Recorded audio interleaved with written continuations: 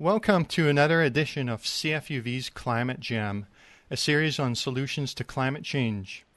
Today I have with me Guy Dauncey, the founder of the BC Sustainable Energy Association, their website bcsea.org, and the author of several books, including 101 Solutions to Climate Change.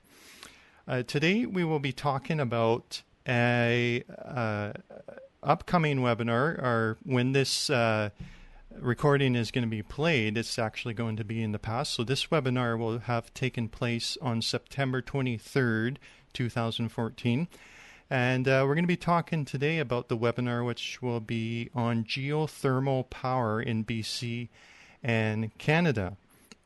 So Guy, do you want to start off and just maybe tell us how the webinars work first? Yeah, so my name's Guy Dauncey, and I founded the BC Sustainable Energy Association 10 years ago because I really wanted to have a focus in British Columbia on climate change solutions. And, you know, the vast majority of the cause of climate change is our use of energy. And the second and third causes are the way we're deforesting the world and the way we're eating so much livestock and meat. Those are the three top causes. But so switching our energy to 100% renewable energy is a critical part of the change. And it's actually a millennial change. If I can just put this in the big picture, almost all energy is effectively solar energy, plus the energy buried in the earth underneath us, which is geothermal, which I'll come to. And for like 500,000 years, we accessed solar energy in the form of firewood, just burning trees and creating campfires and stuff like that. And then we discovered fossil fuels, which is solar energy that was stored up 200 million years ago. And in 300 years, we're burning through the entire Earth's supply of fossil fuels. And that enables us to do enough science and engineering to develop solar panels, electric vehicles, wind power, geothermal, all the modern technologies, which allow us to move into the solar age. And whereas the age of fossil fuels lasted for 300 years, this solar age will last almost 2 billion years. And with every passing year, the solar technology will improve and get cheaper. So we're on the threshold of an incredibly exciting change in the way our entire civilization operates. But it's extremely urgent that we make the change as rapidly as possible because the pressure of climate change caused by the fossil fuel emissions is really beginning to cause huge problems. So we run this webinar series every month, getting top speakers to talk about one of the particular renewable energy resources. And in this particular webinar, which we will have held 2 days ago by the time this is broadcast, will be featuring or will have featured Alison Thompson, who's the executive manager of CanGEA, the Canadian Geothermal Energy Association. So we'll talk about geothermal briefly today. Yeah, and I looked up Alison online, and I found a PDF document of one of her presentations, and it mentioned a couple of interesting things. One of the things was geothermal is being used exclusively all over the world. It's being used in the U.S. in areas with the same geology as BC, and yet BC is not making use of this technology. Yeah. Why are we not doing it? Okay, so let me, in case people get confused, there are two. The term geothermal, the geo it means earth and thermal means heat, is used for two entirely different types of technology. The normal term is geothermal power, when you drill down 2 or 3 kilometers into the earth, and potentially 10 kilometers, but I'll come to that later. And you get hot rocks down there, 200 degrees Celsius, and you have you pump water through a pipe, and the fluid comes back as steam, and you can use the steam to run a turbine and generate electricity. The second kind of geothermal, which is otherwise known as ground source heating, is the ambient extra warmth in the soil just 6 feet below our houses. So you can, drill down, and lay in a ground source heat circuit and use that heat to heat your home 12 months a year and also to cool it. They're totally different technologies. And the geothermal heating is actually used in 70 or 80 countries around the world. And there are houses in Victoria, in Vancouver, in Cowichan Valley, in Whistler, at UBC using geothermal heating. So Not so sure about UBC. Geothermal is going down 6 feet, and GEMO. Well, this is confusing because the same word geothermal is used both for the power energy that goes down 2 kilometers and for the heating source that goes down 6 to 8 feet. So that's why I prefer the term geo or ground source heating for the heating. Today we're talking about geothermal power when we're drilling down 2 kilometers. So let's leave the heating to one side and focus on the power. And some of you may have heard some of our listeners may know about the Ring of Fire, the great volcanic circle that circulates from the south all the way up the South American coast, up the coast of North America, around by Alaska, down by East Asia, circulating the entire Pacific. And it's all to do with tectonic plate and shoot movement and shifts and stuff like that. But wherever we have, that earthquake and volcanic presence, it's easier to access the bundles of hot magma that are the core of what's inside the Earth. And here in British Columbia, up at Meager Creek, north of Pemberton, the Whistler area, is where we have the best access to that. So then we come to the problems of, like, why hasn't British Columbia done this? So Iceland is doing it all the time because Iceland has, hot springs. They're on the edge of 2 tectonic plate shift areas. They got a lot of volcanic activity. Virtually all of their electricity is generated by geothermal sources in Iceland. Down in California, there's geothermal being generated. There's vast resources in the Balkans, in Turkey, in Indonesia. But in British Columbia, most of our electricity is hydropower generated by the same tectonic plate movement that caused the Rocky Mountains to arise and the Coast Mountains and enable us to trap the rainfall and use it as power. So basically, our hydropower is solar power plus gravity for those who are scientifically minded, because it's solar energy that causes rain to evaporate and fall down in the rivers and become the dams and become the power that we're using.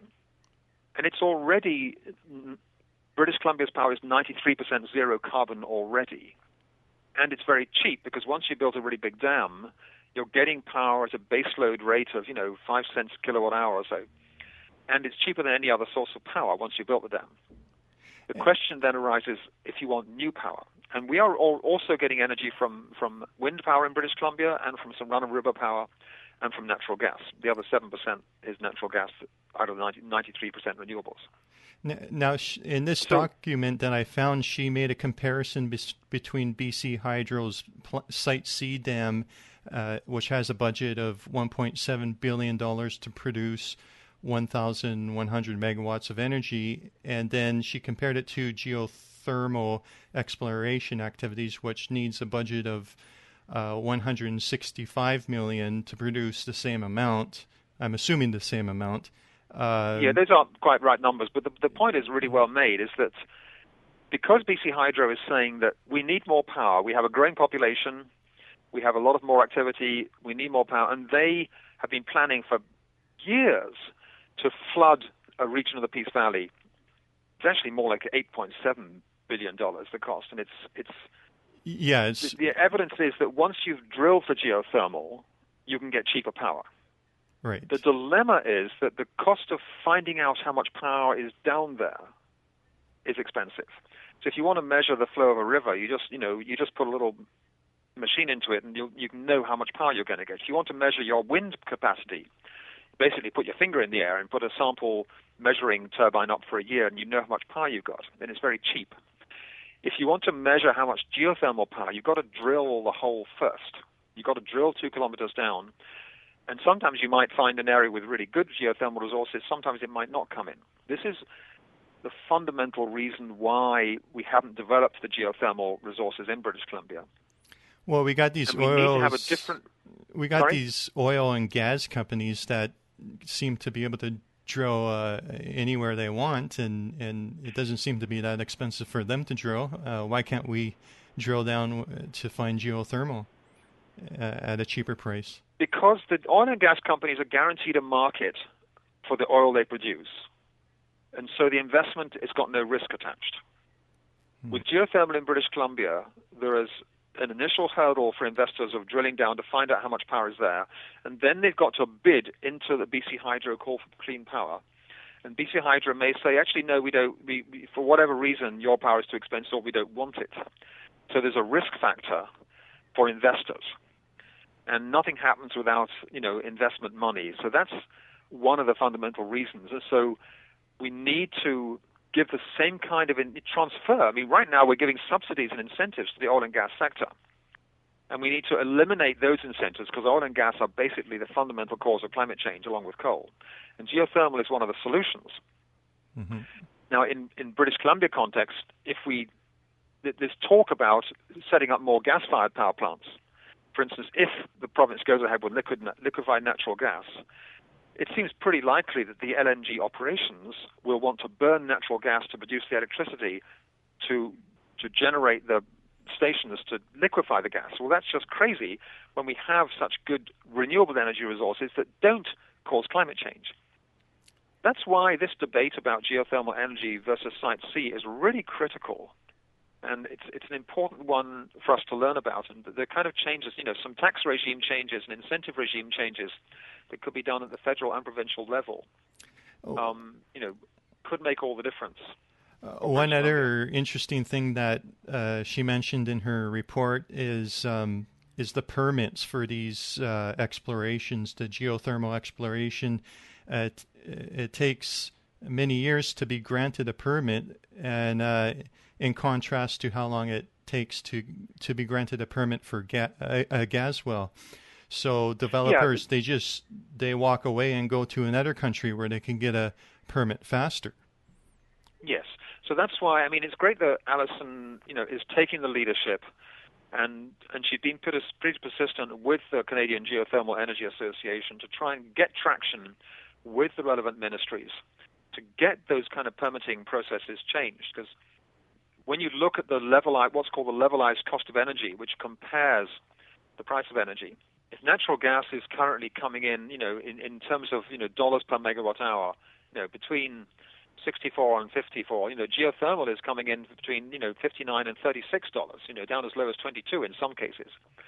So it's really, the cheapest form of renewable energy. Solar will become cheaper. Solar is coming in, at around, a higher price right now. We pay 10 cents a kilowatt hour for power, or 11. Solar right now is about 30, but that price will be falling to 10 cents, over the next, as few as 5 to 10 years. Geothermal is down at 5 cents, and it has a very small environmental footprint. All you've got to have is the equipment above the place where you're drilling the hole, and then bingo, off you go. And it's been done around the world for a long time, so it's a very known technology. Yeah. The deeper you go in the earth, the hotter the temperatures get. We're fast running out of time, but could you just give us a little bit more of a background on Alison Thompson? I don't think we covered her background enough.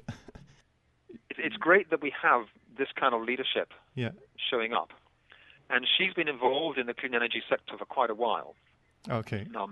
She had a background in the oil and gas sector where she probably first learned about drilling and the details like that. Okay. Yeah. And she's got 15 years experience in the North American energy sector. And she's won, for instance, the Bell Mulligan Award for Leadership for Canadian Investor Relations Institute. She's the chair of Borealis Geopower. She's a board member of Deep Earth Energy Production. She's a past officer of Altera Power, formerly Magma Energy.